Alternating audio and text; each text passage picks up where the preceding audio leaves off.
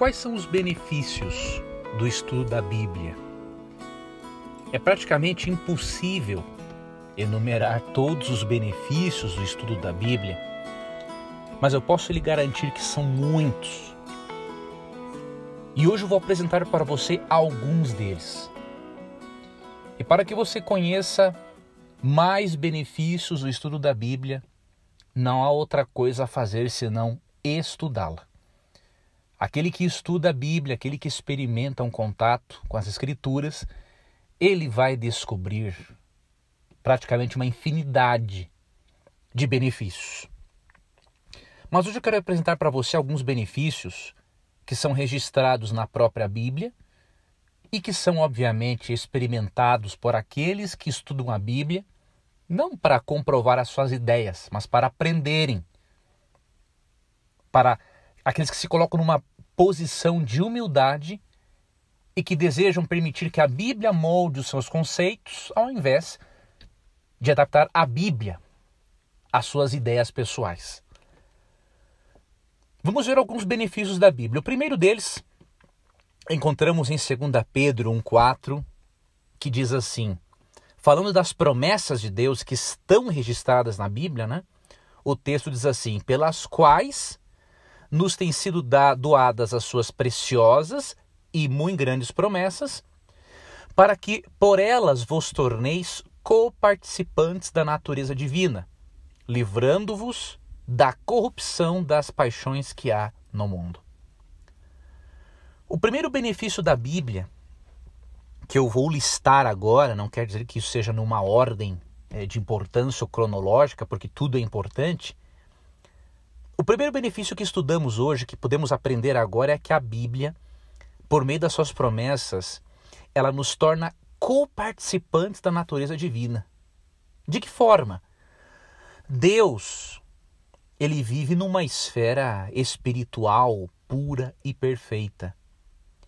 E a Bíblia nos torna coparticipantes, ou seja, participamos juntamente com ele desta esfera, quando a Bíblia atua em nosso interior, muda a nossa vida e nos livra da corrupção, das paixões que há no mundo. Tudo aquilo que é de errado, pecaminoso, a Bíblia vai nos afastando disso. E no momento que vamos nos afastando disso, vamos nos tornando coparticipantes da natureza divina. Óbvio que Pedro não está dizendo que nós seremos deuses, ou que seremos perfeitos como Deus. Nós vamos nos tornando pessoas cada vez melhores, perfeitos na nossa esfera de ação, assim como Deus é na esfera dele. Nós não vamos ser perfeitos na esfera de ação divina, até porque não somos deuses. E devemos considerar também que a santificação é um processo que leva a vida toda. É uma universidade, é uma escola na qual não obtemos um diploma nesta vida. Nós vamos ser glorificados, transformados por Cristo. A natureza corrompida será tirada de nós, nosso corpo, nossa mente serão transformados e aí sim poderemos ser perfeitos no pleno sentido do termo. Agora, na compreensão bíblica, nós podemos ser perfeitos no sentido de sermos pessoas maduras, espirituais, que se desenvolvem gradativamente. Então esse é o primeiro benefício. O segundo benefício, encontramos em Tiago 1,21, que diz, no final do texto, que a palavra de Deus ela é poderosa para salvar a nossa alma, ou seja, para salvar a nós mesmos. Então, além de nos afastar do erro e nos aproximar mais da esfera divina, a Bíblia, diz em Tiago 1,21, ela é poderosa para nos salvar, porque ela apresenta realmente o plano de salvação para o ser humano.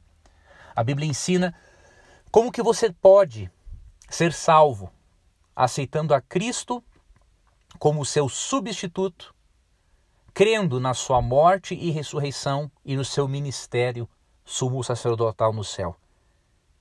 Então a Bíblia habilita-nos para a salvação.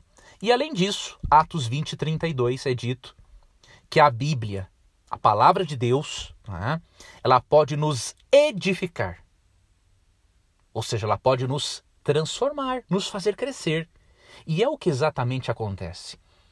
Quem mantém um contato com a Bíblia, um contato sério com a Bíblia, essa pessoa vai mudando ao longo de toda a sua vida. Como eu disse, esta vida é uma universidade na qual nós não nos diplomamos. A santificação, que é um processo de transformação que o Espírito Santo efetua em nós, é um processo que dura a vida toda.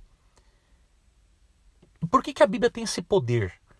Porque a Bíblia é a palavra de Deus e nela encontramos a pessoa de Jesus. Se você ler do Gênesis ao Apocalipse, você vai encontrar algo em toda a Bíblia que aponte para Cristo. Sejam nas ofertas sacrificais do Antigo Testamento, seja no próprio Novo Testamento, você vê um fio de sangue perpassa por toda a Bíblia, ou seja, a morte de Cristo no lugar do pecador e a sua ressurreição, depois a sua ascensão aos céus. Isso é o centro da palavra de Deus. Então, quando você contempla a Cristo na Bíblia, você vai se tornando uma pessoa melhor. Por quê? Existe uma lei natural, né, chamada lei da contemplação, algumas pessoas chamam de modelamento, né, que também é corretíssimo. Nós somos modelados à imagem daquilo que nós mais contemplamos. E somos transformados pela contemplação. Então, quanto mais você passa tempo com algo, mais você se parece com aquilo. Então, se você passar mais tempo com um determinado tipo de livro, você vai se parecer cada vez mais com aquilo que aquele livro ensina. Se você passa mais tempo com um tipo de pessoa, você vai se tornar parecida com esta pessoa, porque nós somos transformados pela contemplação. Isso é uma lei que existe na natureza, diríamos assim, na natureza intelectual. E isso existe também na parte espiritual. A mente vai se adaptando, diz a escritora Ellen White no livro Grande Conflito, página 555, a mente vai se adaptando aos assuntos com os quais se preocupa. E também a mente se adapta com as pessoas com as quais nós mais convivemos. Para você ter uma ideia, no livro Os Segredos da Mente Milionária, de T. Harv Eker, ele disse algo muito interessante, que uma pesquisa mostrou que nós ganhamos o equivalente a 20% mais ou 20% a menos da média das pessoas com quem mais nos relacionamos. Então você veja o poder realmente da associação, do modelamento. Se você passar mais tempo com a Bíblia, pode ter certeza, você vai se parecer mais com o autor da Bíblia, que é o Espírito Santo, que é Deus. E existem muitos outros benefícios na palavra de Deus. Outros benefícios do estudo da Bíblia. Por exemplo, em 2 Timóteo 3, 15 a 17, falando a Timóteo, Paulo diz que as Escrituras podem tornar a pessoa sábia para a salvação. Diz que as Escrituras podem ensinar, repreender, corrigir e educar na justiça. E por quê? Com qual propósito? Para nos habilitar a sermos perfeitos na nossa esfera de ação, obviamente, e sermos perfeitamente habilitados para toda boa obra. E Romanos capítulo 15, verso 4, apresenta outros benefícios do estudo da Bíblia, que eu convido a você a ler esse texto também na sua Bíblia. Romanos capítulo 15, verso 4. Ou seja, quanto mais contemplamos a palavra de Deus, mais contemplamos a Cristo, mais contemplamos ao Criador, mais contemplamos ao autor das Escrituras. E a nossa tendência é nos parecermos cada vez mais com ele.